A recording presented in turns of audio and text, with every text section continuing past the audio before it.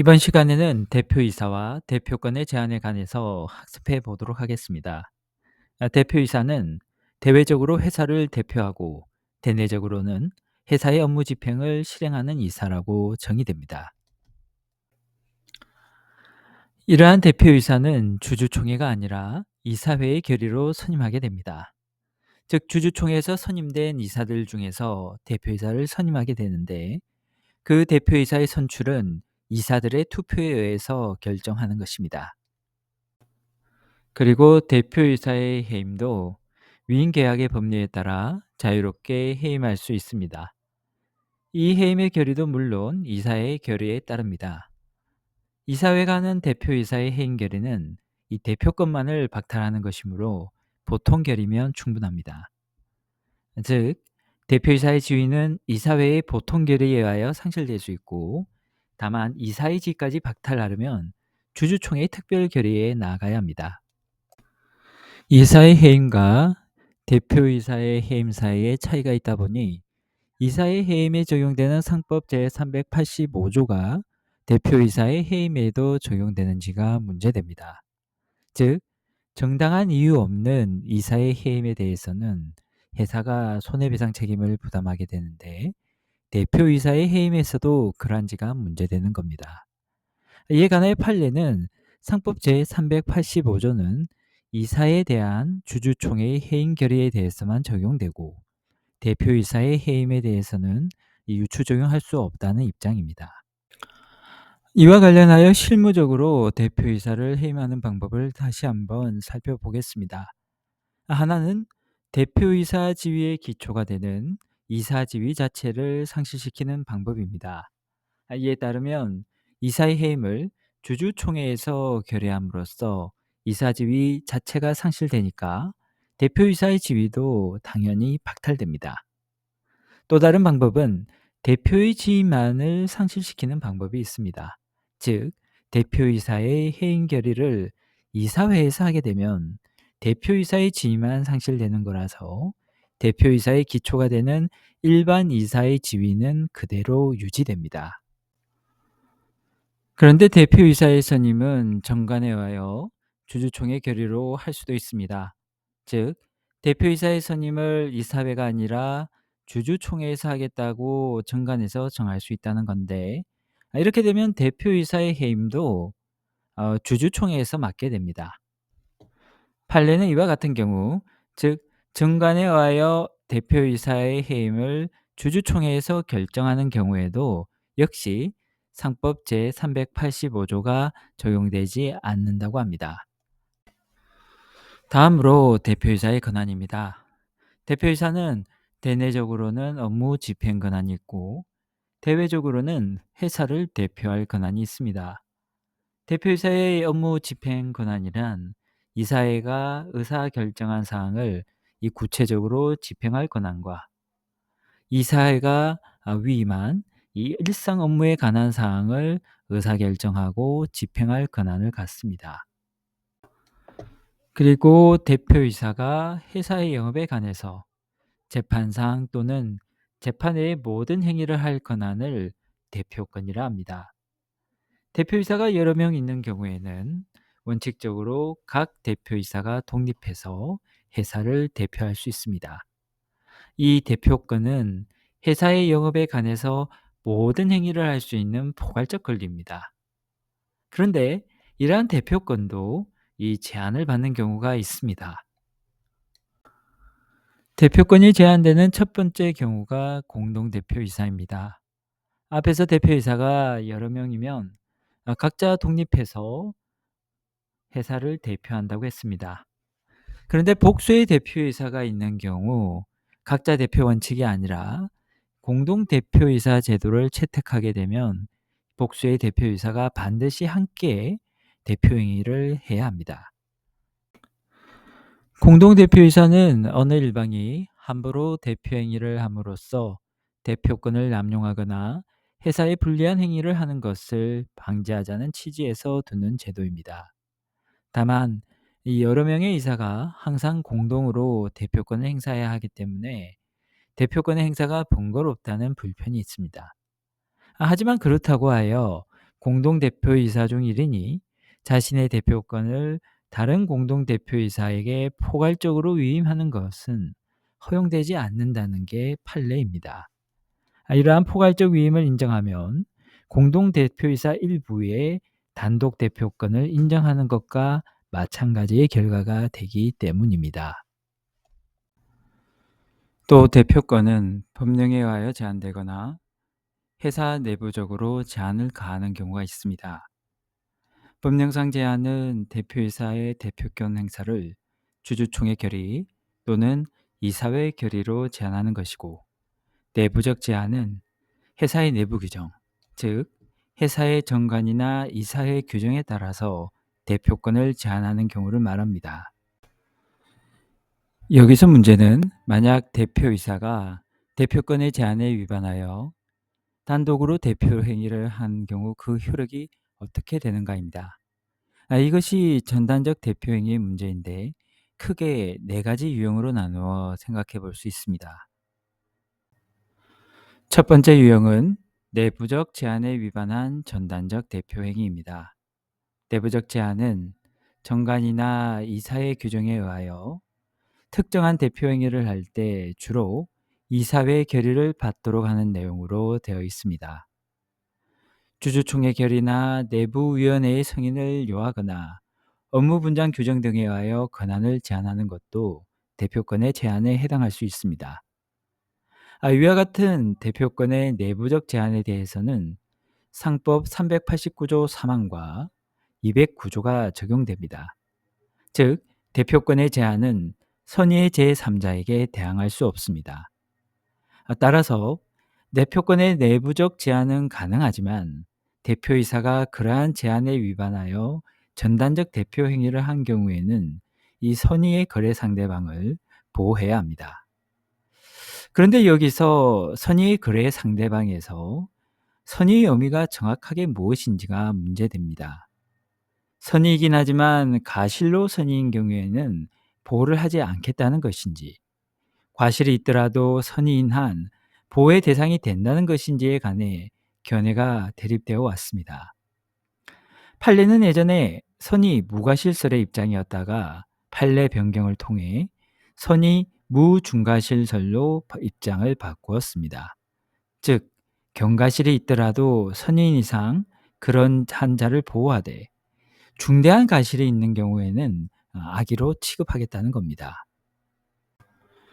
결국 내부적 제한을 위반한 전단적 대표행위의 효력은 이 상대적 무효로서 원칙적으로 무효이되 선의 무중과실의 거래 상대방에게는 이 거래의 무효로서 대항하지 못한다고 정리할 수 있습니다. 두 번째 유형은 법령상 주주총회 결의에 의한 대표권 제한이 있는 경우입니다. 이러한 제한은 영업양도 사후 설립, 예외적인 액면 미달의 발행의 경우가 있습니다. 이러한 이 행위는 이 대표이사가 반드시 주주총회의 승인을 받아야 할 수 있습니다. 판례는 영업양도에 관하여 주주총회 특별 결의를 받아야 한다는 상법 규정은 이 효력 규정이기 때문에 이에 위반하여 영업양도를 하면 절대적으로 무효라고 했습니다. 그래서 영업양도의 상대방이 선이라 하더라도 그 양도의 효력은 없다고 합니다. 즉, 법령에 따라 주주총회 결의에 의해서 대표권의 제한을 할 정도면 매우 중요한 사항이고, 이 경우에는 거래 상대방보다 회사를 보호하는 것이 우선이라는 생각에서 절대적 무효로 한다고 할 수 있습니다. 세 번째 유형은 법령상 이사의 결의에 의한 대표권 제한이 있는 경우입니다. 법령상 제한 중 이사회 결의를 받아야 할 것으로서 상법 제393조 제1항의 경우가 있습니다. 이에 따르면 중요 자산의 처분, 대규모 재산의 차입 등은 대표이사가 단독으로 해서는 안 되고 이사회의 결의를 받아야 할 수 있습니다. 이 경우에도 앞서 본 내부적 제한처럼 상법 제389조 3항과 제209조를 적용한다는 것이 판례입니다. 즉, 법령상 이사의 결의에 의한 제한을 위반한 것도 상대적 무효로서 원칙적으로 무효이지만 선의 무중과실의 거래 상대방에는 그 무효로서 대항하지 못합니다. 네 번째 유형은 법령상 이사의 결의에 의한 대표권 제한이 있는 경우입니다. 이 신주 발행이나 사채 발행처럼 집단적 행위가 있는 경우입니다. 우리 대법원은 신주 발행이나 사채 발행의 효력이 무효로 돌아가는 것을 극도로 꺼립니다.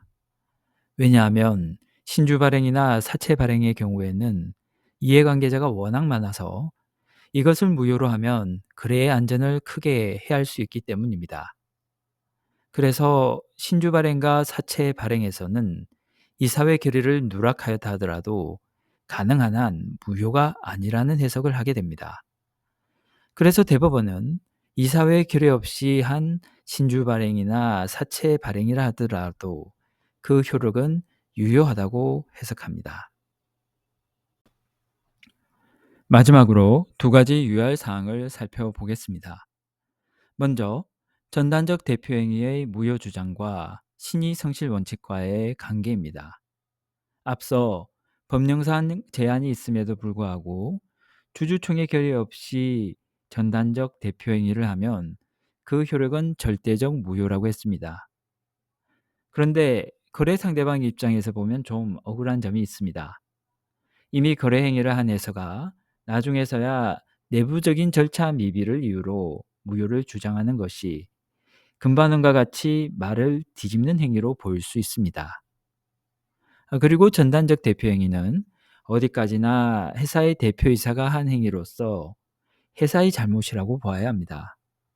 그런데 회사의 잘못으로 인해 거래 상대방의 법적 안정성을 해한다는 것은 부당하다고 평가할 수 있습니다. 그래서 상대방의 입장에서는 회사가 잘못하고선 나중에 와서 무효를 주장하는 것이 신의성실 원칙에 위배되는 것이라고 주장할 여지가 있습니다. 그러나 대법원은 회사가 주주총회 결의 없이 한 전단적 대표 행위의 무효를 주장하는 것이 신의성실 원칙에 반하는 것은 아니라는 입장입니다. 나머지 하나도 주주총회 결의 없이 이루어진 전단적 대표 행위에 관한 것입니다. 법령상 요구되는 주주총회의 결의를 얻지 않고 전단적 대표 행위를 한 것은 맞지만 그 자세한 내용을 보니 회사의 사실상 지배주주가 주주총회 결의의 외관을 작출한 사정이 있는 겁니다. 이 경우에는 상대방이 단순히 선의였다는 수준을 넘어서서 주주총회 결의의 외관을 보고 기망을 당했다고도 볼 수 있습니다. 판례는 이처럼 전단적 대표 행위에 있어서 주주총회 결의의 외관 현출에 회사가 관련된 경우에는 회사의 책임을 인정할 수 있다고 합니다. 이제까지는 대표권의 범위를 제한하는 내용이었고, 지금부터는 대표행위가 대표권의 범위를 넘어서는 대표권 남용을 살펴보겠습니다.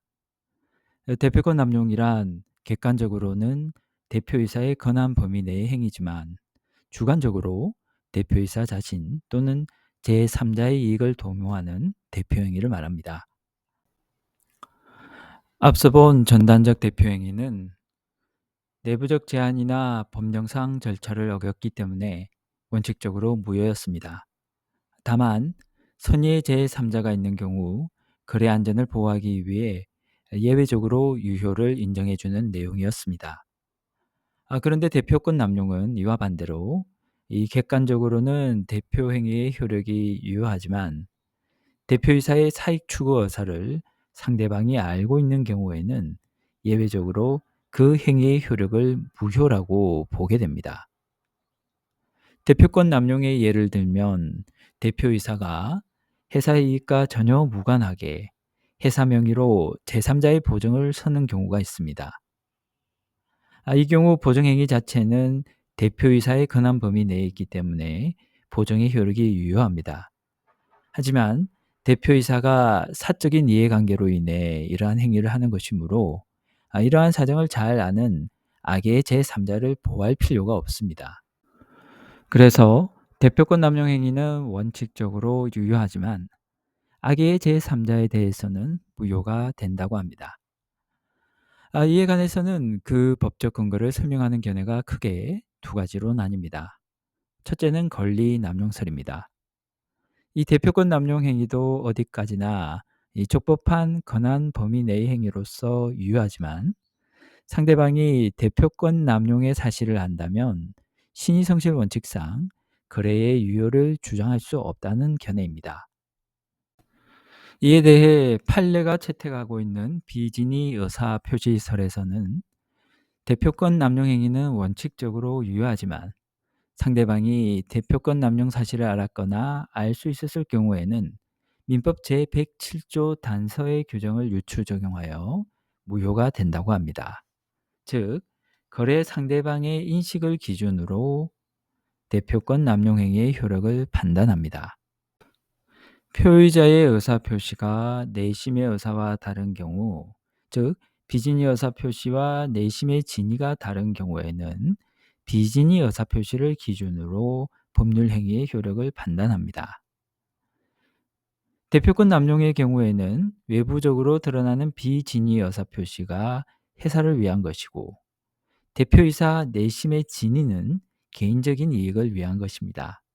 따라서 거래 상대방이 대표이사의 사익 추구를 알지 못한 경우에는 비진의 의사표시나 상대방의 의사표시 모두 회사의 행위를 전제로 이루어지는 것이므로 이 유효한 법률 행위를 구성하게 됩니다. 반면에 거래 상대방이 대표이사의 권한 남용을 알거나 알 수 있었다면 대표이사 내심의 진이나 상대방의 의사표시 모두 개인적 관점에서 이루어집니다. 따라서 회사의 법률 행위로서는 무효가 됩니다. 이와 같은 구조가 민법 제107조 제1항의 구조와 매우 유사하므로 판례는 이 규정을 유추 적용하여 대표권 남용 행위의 효력을 따지고 있습니다. 대표권 남용과 관련해서는 한 가지 유의할 점이 있습니다. 우리가 앞에서는 전단적 대표행위라는 걸 보았고 또 다음으로는 표현 대표이사라는 것을 배우게 됩니다. 그런데 전단적 대표행위나 표현 대표이사는 이 회사를 기준으로 유무효를 판단하고 대표권 남용은 거래 상대방의 인식을 기준으로 유무효를 판단합니다. 따라서 전단적 대표행위나 표현 대표이사의 법리에 따라 회사의 행위가 유효가 되더라도 거래 상대방의 입장에서는 여전히 대표이사의 사익 추구를 알거나 알 수 있습니다. 그 결과 대표권 남용의 측면에서는 해당 행위가 무효가 될 수 있는 겁니다. 그러므로 전단적 대표행위나 표현 대표이사 단계에서 선의의 제3자 보호를 위해 거래 행위의 효력이 유효하다고 판단되더라도 여기서 그치면 안 됩니다. 더 나아가 대표권 남용 여부 측면에서도 선의의 요건을 충족하는지를 추가적으로 살펴보아야 합니다. 표현 대표이사에 대해서 살펴보겠습니다. 상법 제395조에서는 사장, 부사장, 전무, 상무, 기타 회사를 대표할 권한이 있는 것으로 인정될 만한 명칭을 사용한 이사의 행위에 대해서는 그 이사가 회사를 대표할 권한이 없는 경우에도 회사는 선의의 제3자에 대하여 그 책임을 진다고 규정되어 있습니다. 이사는 어디까지나 이사회의 구성원이지 대표이사처럼 업무 집행을 단독으로 하거나 대외적으로 대표권을 가지지 않습니다. 즉, 회사의 대표 행위는 대표이사만이 할 수 있습니다.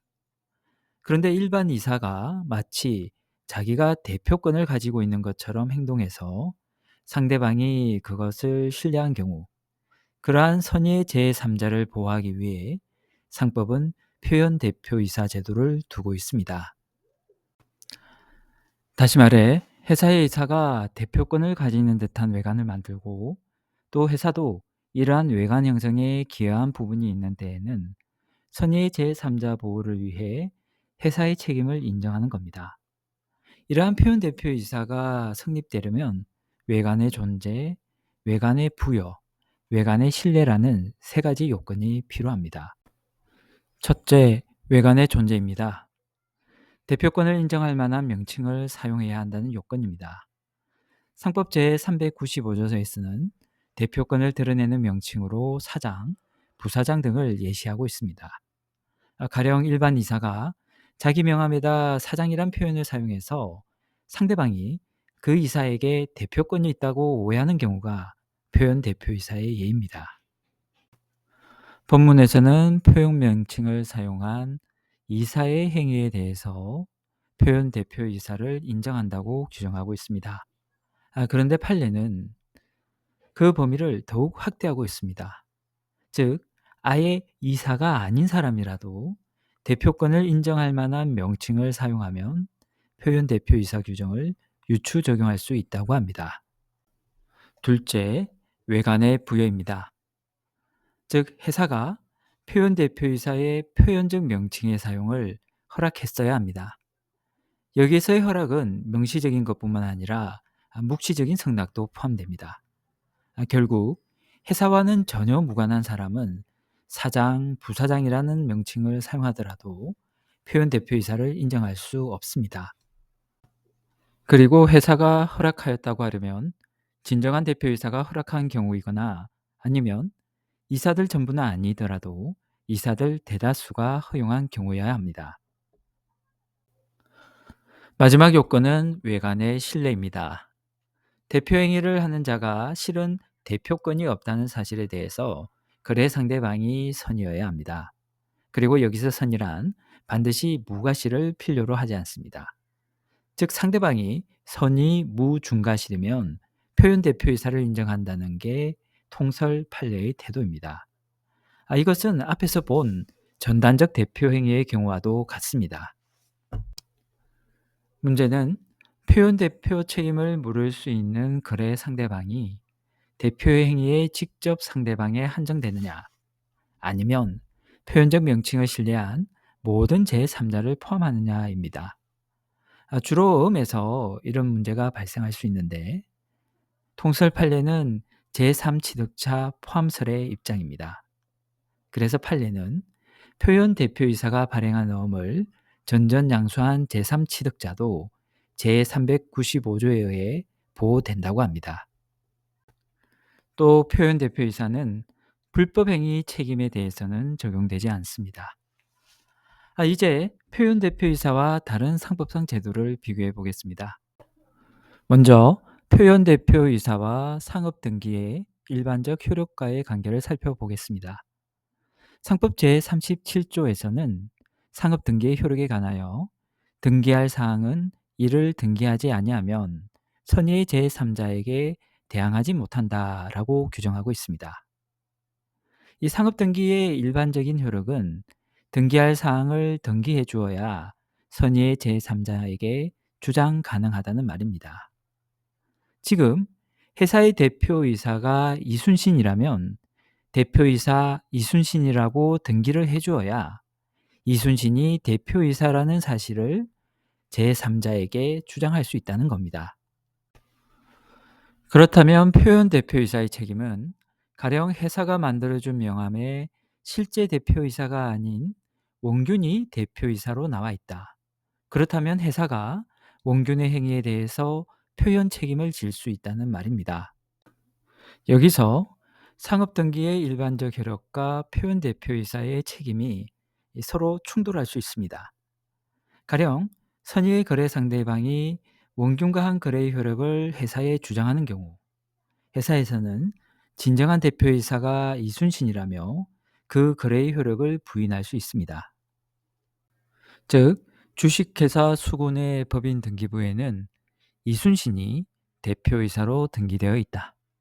따라서 상대방이 진정한 대표이사가 누구인지 몰랐다 하더라도 회사 입장에서는 대표이사가 아닌 원균과의 거래의 효력을 부인할 수 있다는 겁니다. 여기서 제395조와 제37조의 관계가 어떻게 되느냐가 문제됩니다. 이에 관해서 표현 대표이사에 관한 395조는 상업등기의 효력에 관한 제37조의 예외 규정이라는 견해가 있습니다. 이러한 예외 규정설에서는 제37조의 예외 규정인 제395조를 우선 적용해서 이 표현 대표이사의 책임을 인정하게 됩니다.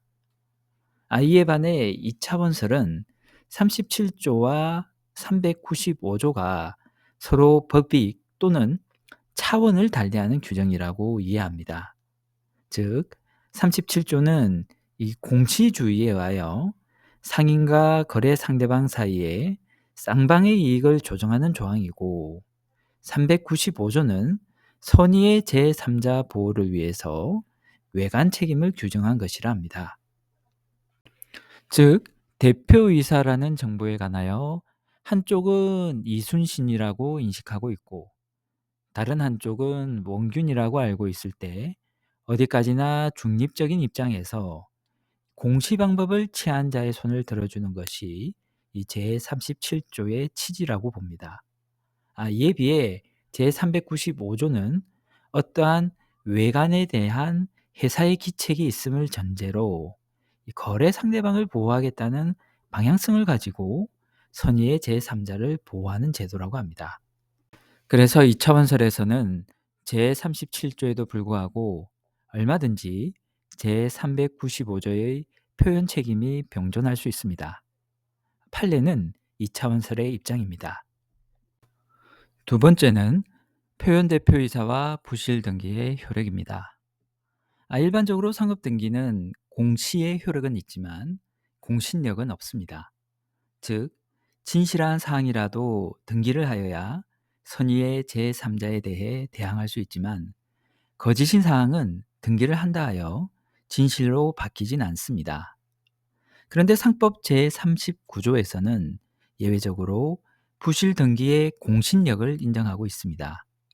그래서 고의 또는 가실로 인해 부실 등기가 이루어지면 그 부실 등기를 믿은 제3자의 선의를 보호해 줍니다.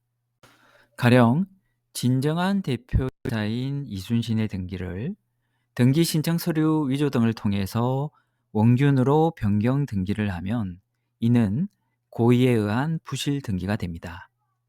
이 경우 원균의 대표이사 등기를 신뢰한 사람에 대해서는 그렇게 믿은 대로 회사의 책임이 발생한다는 것입니다. 이를 부실 등기의 공신력이라 합니다. 이것은 외관 책임을 규정하고 있는 제395조와 비슷한 내용입니다.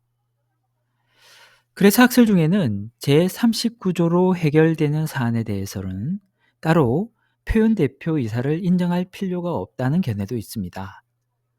이에 대해 제39조와 제395조의 요건이 서로 다르고 독립적이므로 회사는 각각의 요건에 따른 책임을 병존적으로 부담할 수 있다는 견해도 있습니다.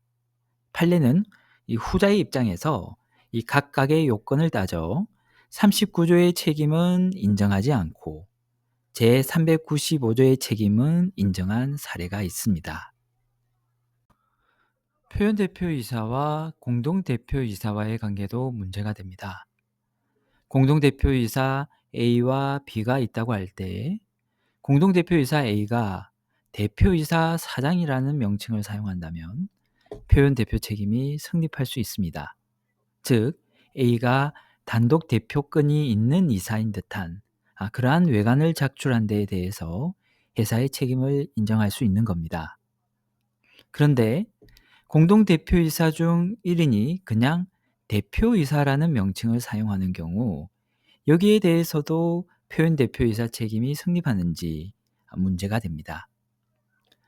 공동대표이사라고 해서 반드시 공동이라는 표현을 쓸 필요가 없다는 입장이 있고 대표이사라고만 하면 대부분 단독 대표로 인식할 것이라는 입장도 있습니다. 판례는 공동대표이사가 대표이사라는 명칭을 사용한 경우 회사는 제395조에 기한 표현 대표이사의 책임을 진다고 판단했습니다.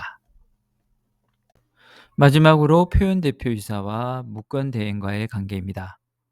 우리가 이때까지 다룬 표현 대표이사는 이 표현 명칭을 사용하는 자가 그래도 자신의 이름을 그대로 사용한 경우였습니다. 즉 대표권이 없는 원균이 대표이사 원균이라고 하면서 대표 행위를 하는 사안이었습니다. 그런데 무권 대행은 대표권 없는 자가 자격을 사칭할 뿐만 아니라 다른 대표이사의 이름까지 도용하는 겁니다. 간단히 말해 위조의 경우입니다. 여기에 대해서는 위조와 같은 사안에도 이 표현 대표이사의 책임이 적용될 수 있는가가 문제됩니다. 제395조에서는 대표권이 있는 듯한 명칭을 사용하는 경우 표현 책임이 성립한다고 했지 남의 이름을 도용하는 경우까지 전제하지는 않았습니다. 그래서 이 점에 대해서 무권 대행에 대해 제395조를 적용한다는 입장과 적용할 수 없다는 입장이 대립합니다.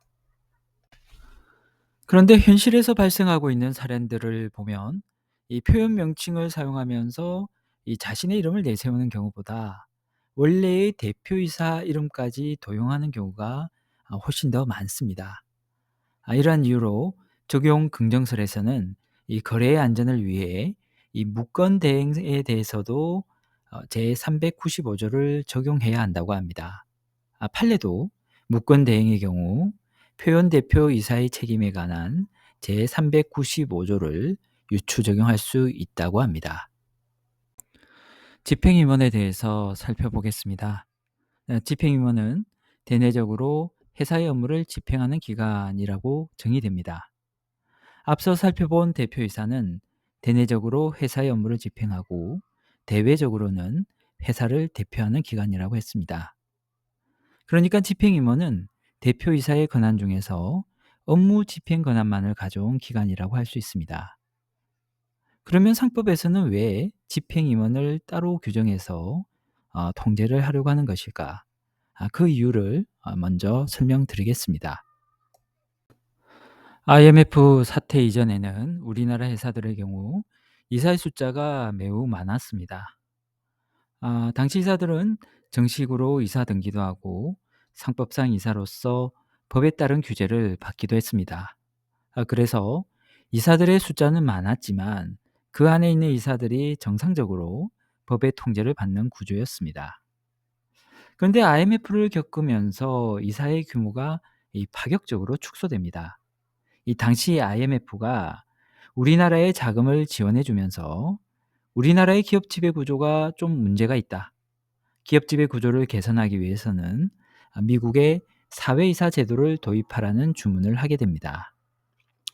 IMF는 우리나라와의 관계에서 채권자의 입장이었기 때문에 이 장래 자신의 자금을 제대로 상환받기 위해서 우리나라의 기업 지배 구조에도 관여를 한 겁니다. 이런 경위를 통해서 사회이사 제도가 들어왔는데 이 대규모 상장 회사에서는 사회이사의 수가 이사 총수의 가반수까지 되어야 하는 문제가 생겼습니다.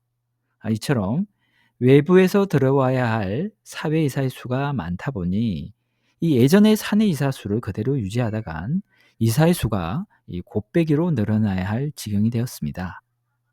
그래서 많은 회사들이 이사의 수를 대폭 줄여버리고 영입하는 사회이사의 수도 최소화시킬 수 있도록 이사회의 전체적인 규모도 크게 축소합니다. 그래서 대기업의 경우 많은 회사의 이사회들이 6명에서 12명 정도의 규모로 작아집니다. 이렇게 되니까 그전에 이사 등기까지 마치고 정식의 이사였던 많은 사람들이 이사는 아닌데 이사로 일해야 하는 이 애매한 지위가 되어 버립니다. 실무에서는 이런 사람들을 비등기 이사 또는 비등기 임원이라 부르기도 하고 그냥 임원이라고만 부르는 경우도 흔합니다. 그런데 이들 비등기 이사는 상법상 이사가 아니기 때문에 이 상법의 규제를 받지 않습니다. 그래서 법의 감시망을 벗어나서 이 대기업 오너의 신봉 역할을 주로 하게 됩니다. 이와 같은 법의 방치로 인해 그 부작용이 심각하다는 사회적 인식이 생겨났고 그래서 비등기 이사를 법의 영역으로 끌어들이기 위해 도입한 것이 바로 집행임원 제도입니다. 다만 이러한 입법 취지를 달성하기 위해서는 모든 회사에서 의무적으로 집행임원 제도를 운영해야 할 겁니다. 그러나 당시 기업들의 반대가 너무 심해서 입법 당시 제도 도입만을 교부하고 이를 의무화시키지는 못했습니다. 그러면 집행임원에 관한 기술적 내용을 몇 가지 훑어보도록 하겠습니다. 집행임원은 대내적으로 회사의 업무를 집행하는 기관이고, 집행위원회 설치 여부는 회사의 선택에 달려 있습니다. 만약 집행임원을 두고자 한다면 그때에는 대표이사 제도를 사용할 수 없습니다. 둘 다 인정하면 집행 기능이 중복되어 충돌할 수 있기 때문입니다. 집행임원의 선임과 해임은 이사회가 결정합니다. 그리고 집행임원 중에서도 특별히 대외적인 대표권을 가진 집행임원을 대표 집행임원이라 합니다. 이 대표 집행위원의 선임과 해임도 이사회가 결정합니다. 집행임원 제도의 취지 자체가 비등기 이사를 정식의 이사처럼 규제하자는 것이어서 집행임원도 선관 의무나 이 충실 의무와 같이 이사와 거의 같은 수준에서 업무를 부담합니다. 기업들의 거센 반대 속에서 힘들게 집행임원 제도를 마련하긴 했는데, 현실적으로 기업들이 거의 선택을 하지 않고 있습니다. 그래서 집행임원 제도를 마련한 원래의 제도의 효용을 제대로 발휘하진 못하고 있습니다. 개인적으로도 우리나라 회사 중에서 이 집행임원 제도를 채택하고 있는 회사를 저는 단 하나도 본 적이 없습니다. 많은 아쉬움이 있는 제도지만 앞으로 의무화를 통해서 우리나라 기업 지배 구조 개선에 큰 보탬이 되었으면 하는 기대가 여전히 있습니다.